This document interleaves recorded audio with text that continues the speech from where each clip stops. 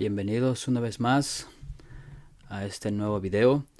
Les saluda Mauricio y vamos a estar en este video terminando la pausa que iniciamos en el capítulo 10, que continúa en el capítulo 11, que esta pausa fue entre las trompetas y ahora vamos a llegar hasta esa finalización de este comentario agregado en esta profecía.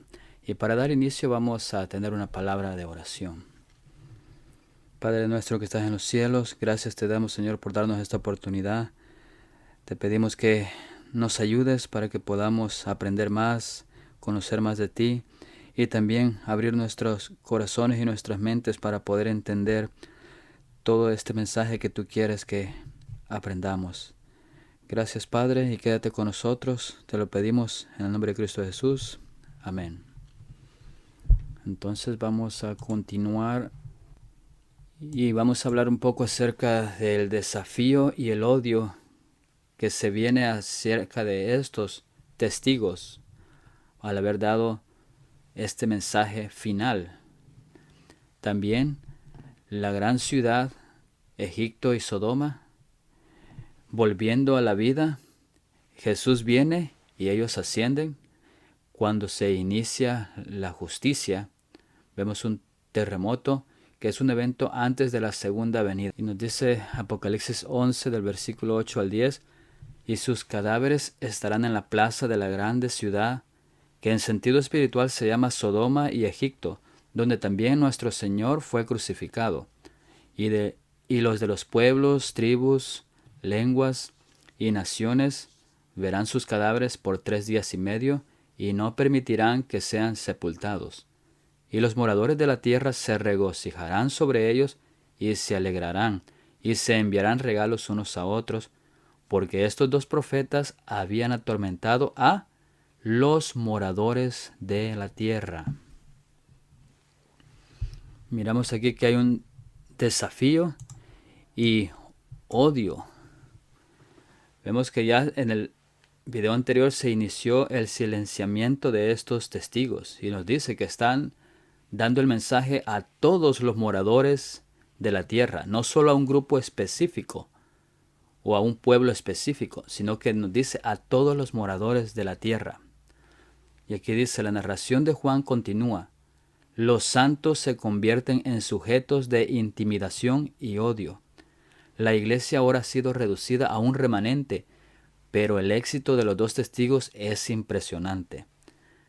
Apocalipsis 7:9 dice, después de esto miré, y aquí una gran multitud, la cual nadie podía contar, de todas naciones y tribus, pueblos y lenguas, que estaban delante del trono y en la presencia del Cordero, vestidos de ropas blancas y con palmas en la mano. Apocalipsis 7:14 dice, yo le dije, Señor, tú lo sabes. Y él me dijo, estos son los que han salido de la gran tribulación y han lavado sus ropas y las han emblanquecido en la sangre del Cordero. Aquí vemos lo que es el éxito que tendrá estos testigos al dar el mensaje a todos los moradores de la tierra. Y por un corto periodo de tiempo, el anticristo y sus seguidores triunfarán. Aunque hemos notado que los dos testigos terminaron su tarea y que matar sugiere silenciar, los versículos siguientes sugieren que Satanás tiene la ventaja. Apocalipsis 11:8 dice, y sus cadáveres estarán en la plaza de la grande ciudad que en sentido espiritual se llama Sodoma y Egipto, donde también nuestro Señor fue crucificado. Negarse a enterrar a los muertos era un insulto terrible en el mundo antiguo. Lo podemos ver en Génesis 40:19, 1 Samuel 17:43 al 47. Y nos dice 2 de Reyes 9:10, y a Jezabel la comerán los perros en el campo de Jezreel, y no habrá quien la sepulte. Y enseguida abrió la puerta y echó a huir. Y esto representa el desprecio universal acumulado sobre los dos testigos. Esto nació de la terrible idea errónea de que los testigos eran la causa de la devastación acelerada en la tierra que se expandía dramáticamente con cada trompeta. La gran ciudad en Apocalipsis se identifica como Babilonia, una coalición de la falsa Trinidad. Más tarde se la resume como una ramera, iglesia apóstata, en Roma, Apocalipsis 17, 5 y 9, unida a los líderes del mundo, Apocalipsis 17 del 12 al 13. Contrasta con la ciudad santa, que la encontramos en Apocalipsis 11, 2 y versículo 21, presentada como promesa dentro de la profecía de Juan. Y esta metáfora de la gran ciudad es espiritualizada por Juan de una manera que la identifica como un lugar de absoluta degradación moral. La imagen sugiere que el pueblo de Dios parece derrotado por sus enemigos y queda indefenso dentro de los límites de su autoridad. El mal parece haber triunfado. Otras áreas geográficas mencionadas fortalecen esta aparente victoria. Miramos que Egipto representa al mundo malvado, oprimiendo al pueblo de Dios, Oseas 8:13, Joel 3:19. Egipto también es un símbolo de idolatría, Isaías 19:1, Ezequiel 27, y también es un lugar de esclavitud, Éxodo 2:23, 6:6, Deuteronomio 5:6. Sodoma simboliza una malvada ciudad de fornicación y pecado abierto, Génesis 18, 16 al 19. Y todo el mundo malvado parece tener ese remanente santo de Dios en sus manos.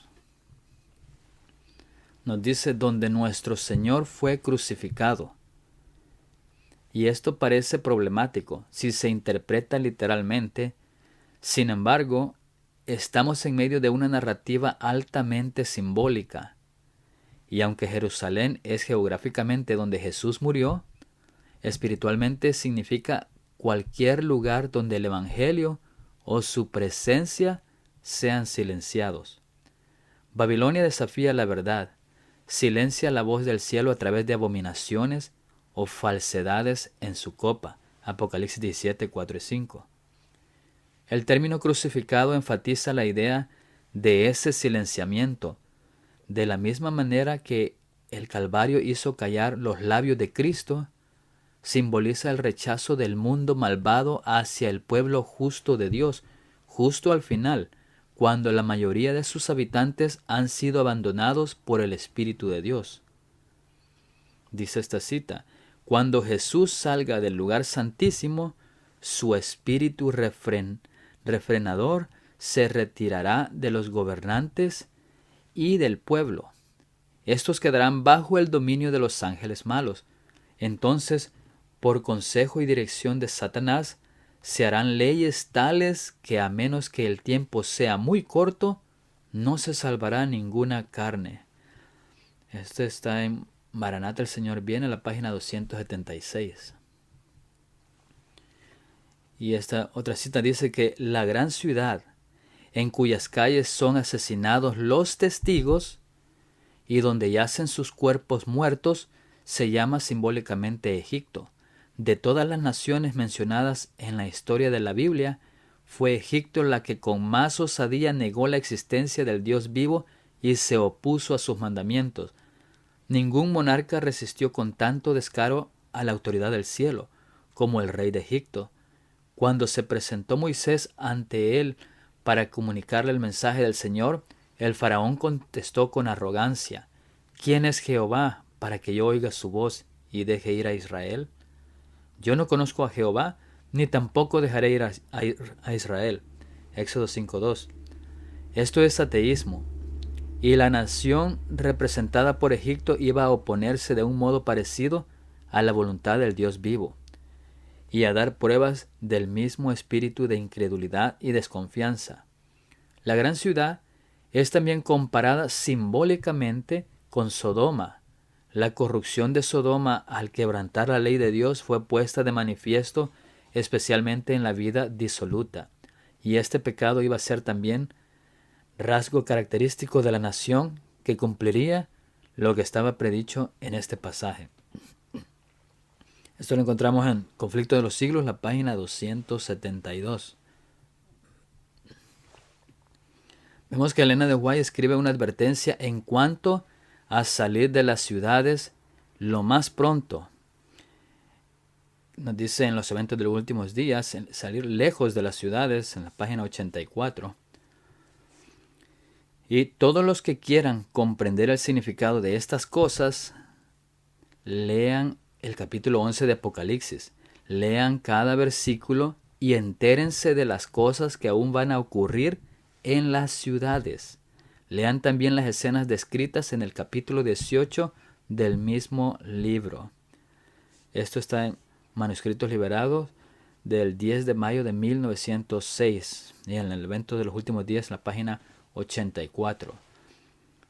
Esta cita nos está diciendo que si queremos saber lo que sucederá, leamos el capítulo 11. Queriendo decir, estas son cosas, eventos que todavía no han sucedido. Dice también esta otra cita. Puede ser que hombres que pretenden ser cristianos defrauden y opriman ahora al pobre, roben a las viudas y a los huérfanos, se inspiren de ira satánica porque no pueden dominar la conciencia de los hijos de Dios. Pero por todo esto Dios los llamará a juicio. Juicio sin misericordia será hecho con aquel que no hiciere misericordia. No pasará mucho tiempo antes de que ellos estén ante el juez de toda la tierra para rendir cuenta del dolor que han causado a los cuerpos y las almas de los que forman la herencia divina. Pueden ahora permitirse falsas acusaciones, pueden ridicularizar a aquellos que Dios ha señalado para hacer su obra, pueden enviar a los creyentes en Dios a la cárcel, a los trabajos forzados, al desierto, a la muerte, pero por toda angustia ocasionada, por toda lágrima vertida, tendrán que dar cuenta. Eso está en Eventos del Tiempo del Fin, la página 137. Versículo 9 dice, y los de los pueblos, tribus, lenguas y naciones verán sus cadáveres por 3 días y medio, y no permitirán que sean sepultados. La hostilidad, el silenciamiento y luego la humillación de los testigos de Dios es contextualmente un acto de la bestia anticristo. Como ya hemos visto, es el papado, la Santa Sede, que había ascendido del abismo. Y su poder habilitador provino del dragón, que lo veremos en Apocalipsis 13:2. Y es impuesto globalmente por la bestia terrestre, o la bestia de la tierra, que representa a los Estados Unidos en Apocalipsis 13, del 14 al 16. Así los cuerpos muertos, estos testigos ahora inactivos, son observados por todo el mundo impío, o los moradores de la tierra. Sin embargo, la humillación del pueblo de Dios es breve, 3 días y medio. Y esto es retórico, una metáfora que se burla de los 3 años y medio que el pueblo de Dios fue testigo y perseguido, y revela solo una breve victoria del anticristo. Este periodo de tiempo en el que el pueblo de Dios está expuesto al ridículo del mundo es paralelo a los 45 días de angustia de Jacob o gran tribulación, justo al final, que termina con la liberación del pueblo de Dios, Daniel 12 del 7 al 12. Y hay un modelo mesiánico que es útil aplicar aquí. Jesús no fue crucificado hasta que se completó su obra en la tierra. Los testigos son matados solo después de su trabajo profético que está hecho.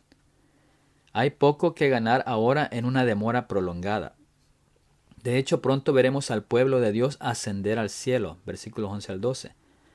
Por lo tanto, los 3 días y medio deben representar una semana parcial completando un todo de otro periodo similar, o simplemente una declaración enfática de que esta burla continuará solo por un corto tiempo, dado que esta profecía está llena de hipérboles y dada que hubo profecías de tiempo específico de 3 años y medio antes, una de persecución y martirio del pueblo de Dios, el peso de la evidencia sugiere que significa un periodo breve. Es como si Dios estuviera diciendo, está bien, tuvieron 3 años y medio para lastimar a mi pueblo, su trabajo ahora está hecho, ha silenciado sus llantos, solo observa, eso no durará mucho. Son el cielo atado. Eso es realmente emocionante. 3 días y medio son una hermosa exageración. Tu alegría será de corta duración. Y tal como Cristo resucitó y ascendió victoriosamente al cielo, al cabo de los 3 días, también estos testigos resucitarán y ascenderán victoriosamente al cielo. Al acercarse los miembros del cuerpo de Cristo al período de su último conflicto, al tiempo de angustia de Jacob, crecerán en Cristo y participarán en gran medida de su espíritu. Nos dice esta cita en Joyas de los Testimonios, tomo 1, página 131. Ascienden al cielo los clamores de los fieles y perseguidos. Entonces los santos clamaron en angustia de ánimo y fueron libertados por la voz de Dios. Primeros Escritos, página 36.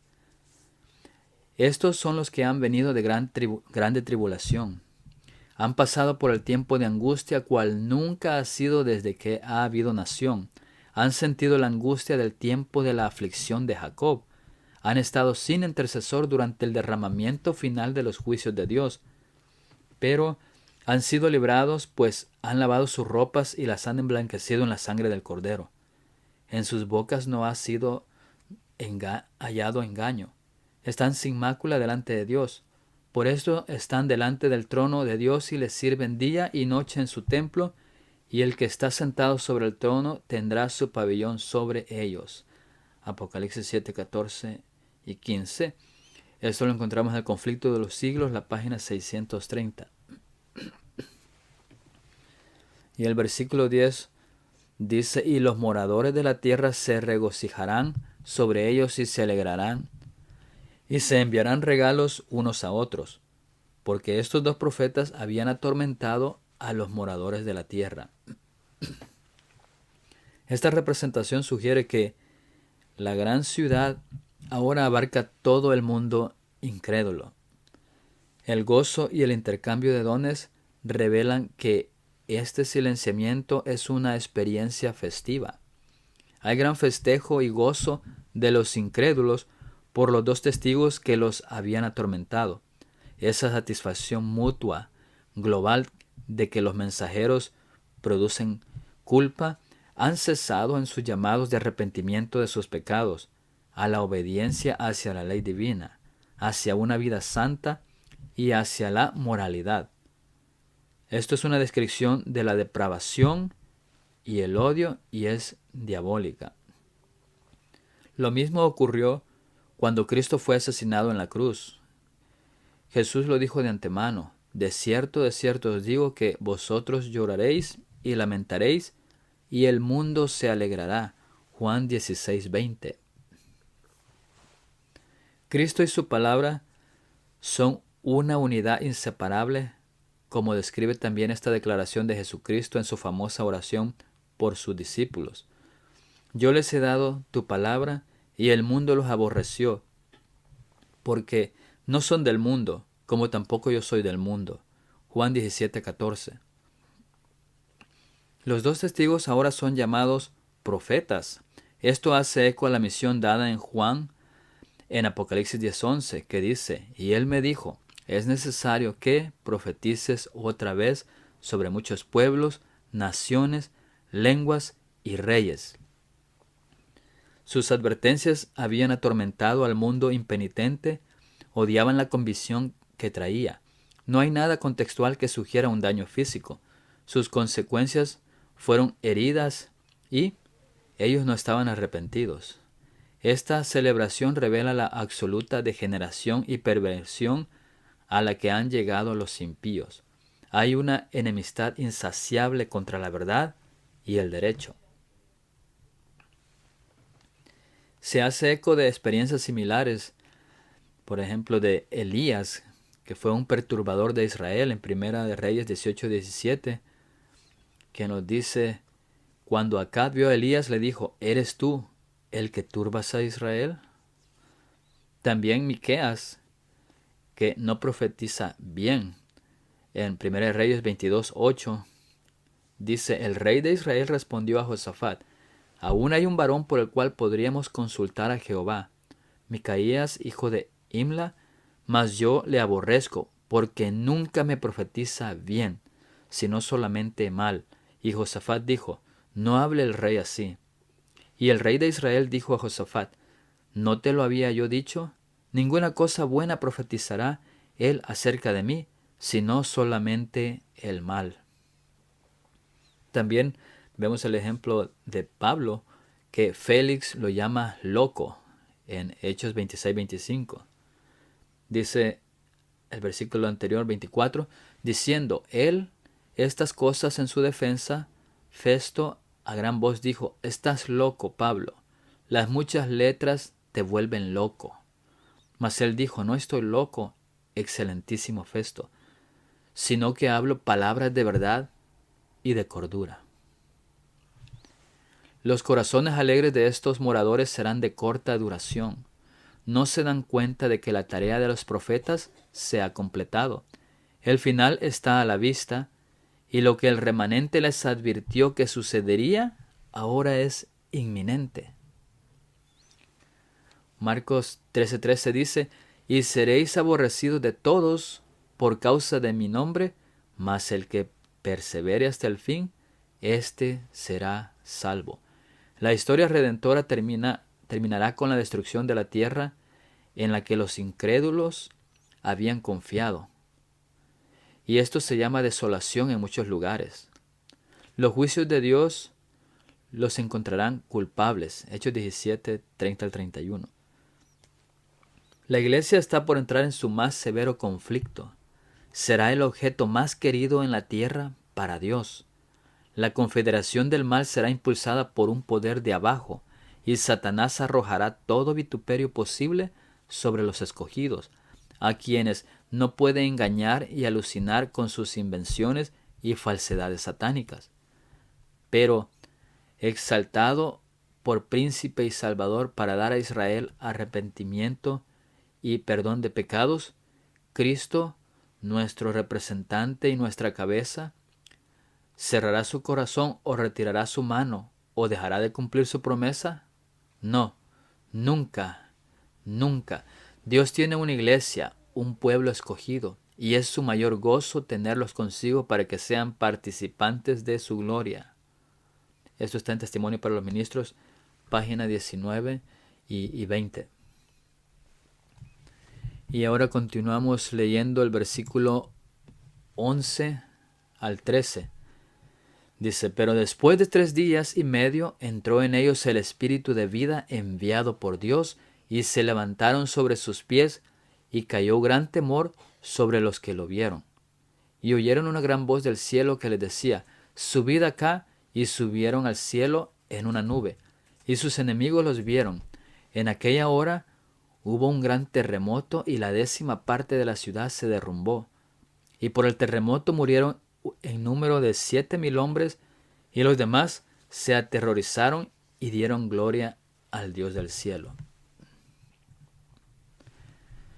Aquí miramos que están volviendo a la vida, y esta profecía se observa una transición importante. Esta es la asombrosa secuencia en la que uno debe adentrarse analizando y visualizando. Como miramos aquí, vemos que son dotados especialmente de consuelo y poder del cielo, estos 2 testigos. También hay una profecía especial, que el tiempo comenzará en breve en una cuenta regresiva. Y hay una preparación para ser testigos. Luego empieza el juicio de los vivos. Y también ahí comienza el tiempo de persecución, y al mismo tiempo comienza el tiempo de testimonio. Después miraremos que la misión se habrá cumplida y habrá un silencio forzado. Es ahí cuando llega la liberación, que hay una gran transición. Y luego vemos que Dios interviene a favor de sus testigos, versículo 11. Y luego vemos el escatón o la segunda venida en el versículo 12. Nuevamente el versículo 11 dice, pero después de 3 días y medio entró en ellos el espíritu de vida enviado por Dios, y se levantaron sobre sus pies y cayó gran temor sobre los que los vieron.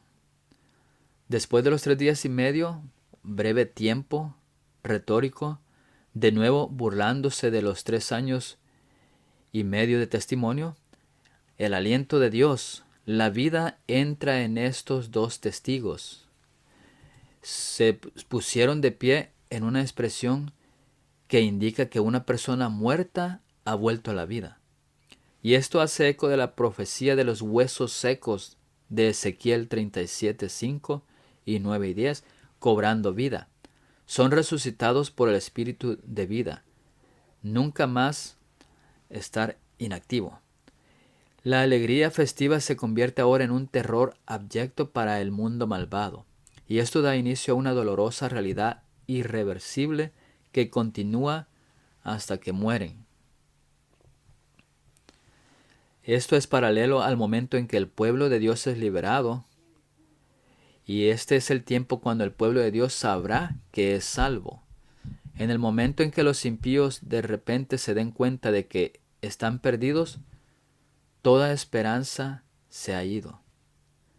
Y aunque se representan dos testigos, ellos representan la comunidad de creyentes. Los impíos habían gritado, ¿quién como la bestia? ¿Quién podrá hacerle la guerra? Apocalipsis 13:4. ¿Y dónde está tu Dios? Salmo 79:10. Dios no permite que tales preguntas blasfemas resuenen mucho antes de responder. Dios pronto reivindica a su pueblo y su nombre, destruyendo a los opresores, como vemos en Apocalipsis 20 del 7 al 10, basado en Ezequiel 38. Ezequiel 38:23 dice, y será engrandecido y santificado, y seré conocido ante los ojos de muchas naciones, y sabrán que yo soy Jehová. Ahora vemos que Jesús viene y ellos ascienden. En el versículo 12 nos dice que y oyeron una gran voz del cielo que les decía, subid acá. Y subieron al cielo en una nube, y sus enemigos los vieron. La bestia había ascendido para administrar su misión llena de odio. Los santos ahora ascienden, mientras Jesús administra su última misión llena de amor. La gran voz es sin duda la de Dios Padre, que extiende esta hermosa invitación. Curiosamente, Juan escuchó a Jesús con una voz de trompeta, invitándolo a sube acá, a la sala del trono del cielo, en Apocalipsis 4, versículo 2. Y allí presenció el comienzo de la fase judicial final de reconstituir a los ciudadanos para el cielo, el juicio de los vivos. Aquí, Él es el testigo de ese cuerpo elegido, los dos testigos que simbolizan esa iglesia purificada, recibiendo la invitación de subir o ascender a la realidad eterna. Vemos en Apocalipsis 4 que comienza el proceso de juicio de los vivos. Apocalipsis 11:1 vemos que ese proceso de juicio es detallado. Apocalipsis 7 nos habla que los santos, los 144,000 que han sido escogidos, pasan por un proceso de sellamiento.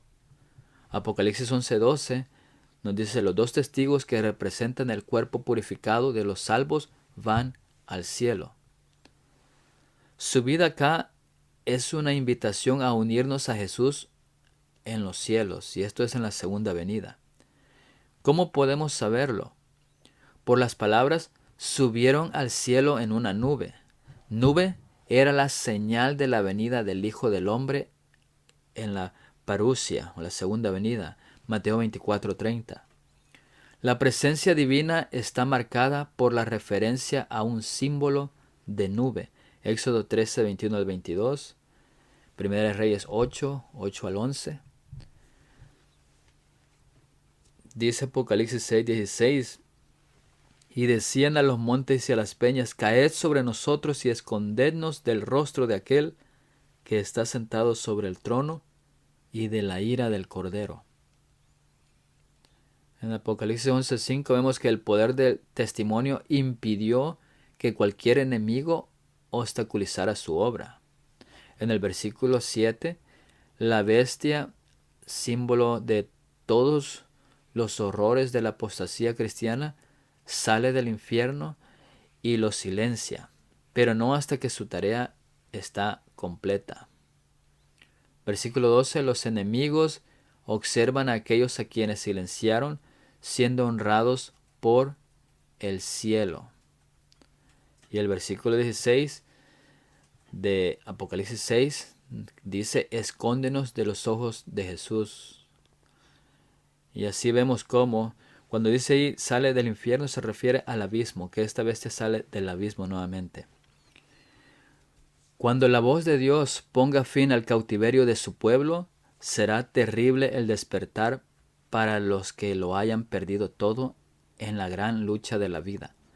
Los impíos están llenos de pesar, no por su indiferencia pecaminosa para con Dios y sus semejantes, sino porque Dios haya vencido. Lamentan el resultado obtenido, pero no se arrepienten de su maldad. Si pudiesen hacerlo, no dejarían de probar cualquier medio para vencer. El mundo ve a aquellos mismos de quienes se burló y a quienes deseó exterminar, pasar sanos y salvos por entre pestilencias, tempestades y terremotos. El que es un fuego consumidor para los transgresores de su ley, es un seguro pabellón para su pueblo. El ministro que sacrificó la verdad para ganar el favor de los hombres, discierne ahora el carácter e influencia de sus enseñanzas. Es aparente que un ojo omnisciente le seguía cuando estaba en el púlpito, cuando andaba por las calles, cuando se mezclaba con los hombres en las diferentes escenas de la vida. Los ministros y el pueblo ven que no sostuvieron la debida relación con Dios. Ven que se rebelaron contra el autor de toda ley justa y recta. Los hombres ven que fueron engañados. Se acusan unos a otros de haberse arrastrado mutuamente a la destrucción. Pero todos concuerdan para abrumar a los ministros con la más amarga condenación.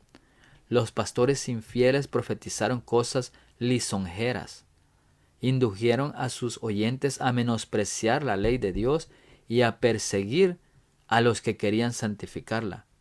Ahora, en su desesperación, estos maestros confiesan ante el mundo su obra de engaño. Las multitudes se llenan de furor. Estamos perdidos, exclaman, y vosotros sois causa de nuestra perdición, y se vuelven contra los falsos pastores. Estas citas están en el Conflicto de los Siglos, en la página 636 hasta la página 637. El ascenso del pueblo de Dios será suficientemente gradual para que los malvados observen, entiendan y se den cuenta de la magnitud de su pérdida y rebelión. La narrativa ahora se rompe con un comentario especial. Describe nuevos eventos que precedieron inmediatamente al segundo advenimiento, y eso a su vez es un enlace de tiempo útil a otras profecías. Lo vemos en versículo 13. En aquella hora hubo un gran terremoto y la 10ª parte de la ciudad se derrumbó, y por el terremoto murieron en número de 7,000 hombres, y los demás se aterrorizaron y dieron gloria al Dios del cielo. En aquella hora hubo. Pasa del tiempo presente a la palabra era o tiempo pasado. Esto más la frase la misma hora justo después del escatón, en el versículo 12, sugiere que inmediatamente antes de la ascensión del pueblo de Dios, estos eventos suceden. Un gran terremoto ocurre 3 veces en Apocalipsis y todos se refieren al mismo bloque de tiempo que rodea la segunda venida de Cristo. Miramos Apocalipsis 6:12, que cuando se abre el sexto sello ocurre un gran terremoto y desaparecen islas. El segundo advenimiento se describe poco después, en los versículos 15 al 16. Apocalipsis 11:13, alrededor de la segunda venida, un gran terremoto. Apocalipsis 16:18, durante la séptima plaga vial, Cristo anunció, hecho está. Luego un gran terremoto y las islas desaparecen. Y podemos ver así gráficamente en este periodo breve de tiempo que se habla, nos dice aquí el sexto sello, como vimos en Apocalipsis 11:13 dice, en aquella hora hubo un gran terremoto y la 10ª parte de la ciudad se derrumbó. Apocalipsis 18:10 dice, ay de la gran ciudad de Babilonia, la ciudad fuerte, porque en una hora vino tu juicio. Y en Apocalipsis 16:19 dice, y la gran ciudad fue dividida en 3 partes, y las ciudades de las naciones cayeron, y la gran Babilonia vino en memoria delante de Dios para darle el cáliz del vino del ardor de su ira. Entonces tenemos que en el sexto sello, que también es el tiempo del cierre de la gracia, empiezan señales en los cielos. Y esas señales de los cielos vemos que es un gran terremoto. También es el tiempo donde Babilonia es destruida. Luego de estas señales en los cielos, los malvados claman. Ahí las islas huyen. Jesús clama, hecho está. Y luego, después de que los malvados claman, vemos ahora la segunda venida. Y esto es en la 7ª plaga, donde Jesús clama, hecho está. Y todo eso es en ese breve periodo de tiempo. Nos dice que y la 10ª parte de la ciudad cayó y en el terremoto murieron 7,000 hombres. El versículo 13. ¿Qué significa la 10ª parte de la ciudad? Según la descripción de la 7ª plaga y la imagen del fin de los tiempos de la ciudad apóstata descrita en Apocalipsis, es cuestionable que se refiere a Babilonia. Esa es la gran ciudad, comparamos con Daniel 4:30, que se levantó en memoria delante de Dios para darle el cáliz del vino del ardor de su ira. Apocalipsis 16:19. En Apocalipsis 16 se dice que el terremoto dividió a Babilonia en 3 partes. Babilonia era un símbolo del cristianismo apóstata, compuesto por el protestantismo apóstata, el catolicismo y el espiritismo. La tipología de la 7ª plaga significa que esos elementos cooperativos de rebelión del fin de los tiempos ahora son impotentes y ya no representan una amenaza. Ese versículo dice inmediatamente, y las ciudades de las naciones cayeron, luego toda isla huyó y los montes no fueron hallados. Apocalipsis 16:19 y versículo 20. A estas alturas, la mayoría de los malvados han muerto desde las primeras 4 trompetas hasta el Armagedón de la 6ª y las primeras 4 plagas. Aparentemente solo queda una 10ª parte, así como hay un grupo selecto que se levantó en la resurrección especial para ver su regreso. También habrá un grupo selecto de individuos malvados que serán preservados para presenciar ese gran advenimiento. Juan dice que provienen de todos los ámbitos de la vida. Apocalipsis 6:15. La 10ª parte representa la totalidad de los incrédulos que quedan en la misma hora de la venida de Jesús. Este anuncio de que cae una 10ª parte de la ciudad con 7,000 personas muertas parece ser otra declaración retórica. En los días de Elías, 7,000 personas permanecieron leales a Dios. Primera de Reyes 19:18, que era símbolo de la iglesia en su totalidad. Aquí es al revés. 7,000 son destruidos, símbolo de toda la iglesia apóstata. El 7,000 representa el número perfecto, 7, pero se enfatiza con la multiplicación por 1,000, que a menudo hacían los antiguos hebreos. El número sugiere que es como Dios quiere que sea. Y estas profecías apocalípticas colectivas nos sugieren algunas ideas adicionales. Por ejemplo, el terremoto mata a los malvados, pero algunos, sin embargo, permanecen, según lo dispuesto por Dios. Apocalipsis 11:21 implica que poco después muchos serán destruidos por el granizo. En 2 Tesalonicenses 2:8 y Apocalipsis 6:16 parece que el resplandor de la gloria de Cristo destruirá todos los vestigios de los malvados. Durante las plagas de la copa muchos perecen. Las 7 últimas plagas serán derramadas después de que Jesús salga del santuario. Es la ira de Dios y del Cordero la que causa la destrucción o muerte de los malvados. Primeros Escritos, página 52. Y se concluye que aparentemente la mayoría de los malvados que entran en este período de tiempo son destruidos por el terremoto. Pero el granizo, las plagas y finalmente el resplandor de la venida de Cristo llevan a los demás a su fin. Y es evidente que hay un propósito detrás de los que sobreviven para ver su regreso. En otras palabras, no cualquier malvado podrá ver la segunda venida de Cristo. Solo para los más que han perseguido al pueblo de Dios se le dará ese privilegio. Apocalipsis sigue diciendo, versículo 13, y los demás se aterrorizaron y dieron gloria al Dios del cielo.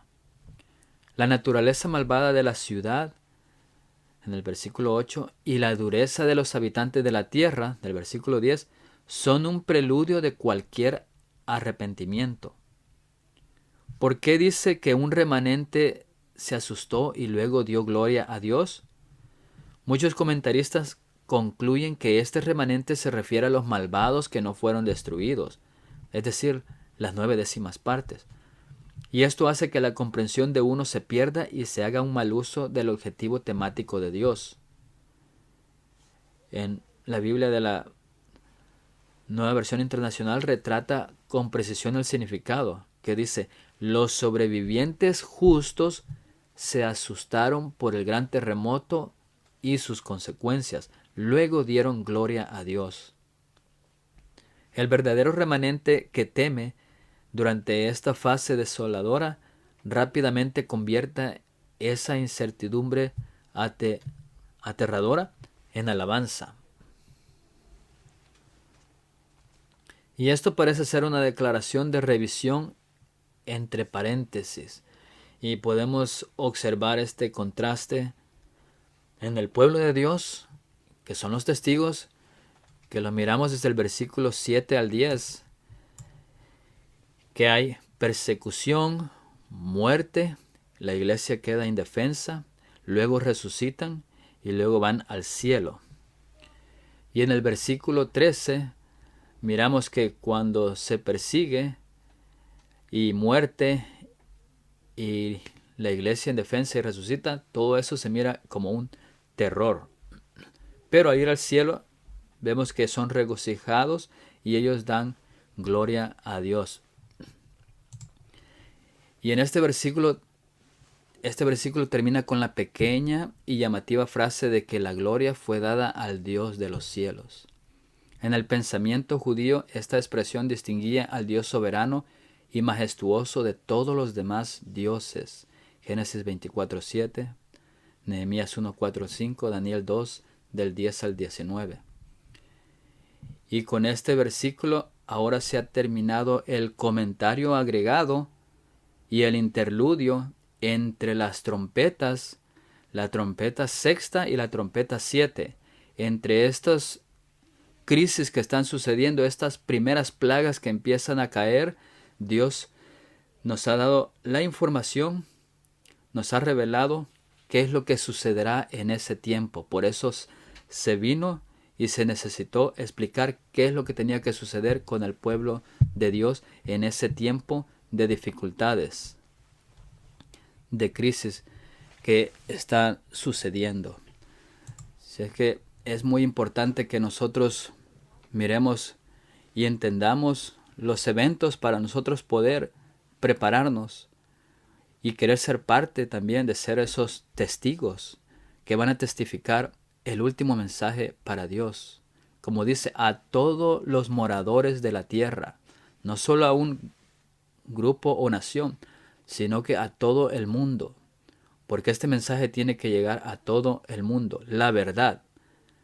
Satanás ha querido opacar la verdad, pero por eso dice en el capítulo 10, profetizar otra vez, volver a investigar, regresar a lo original, a las doctrinas correctas, a los fundamentos de la palabra de Dios.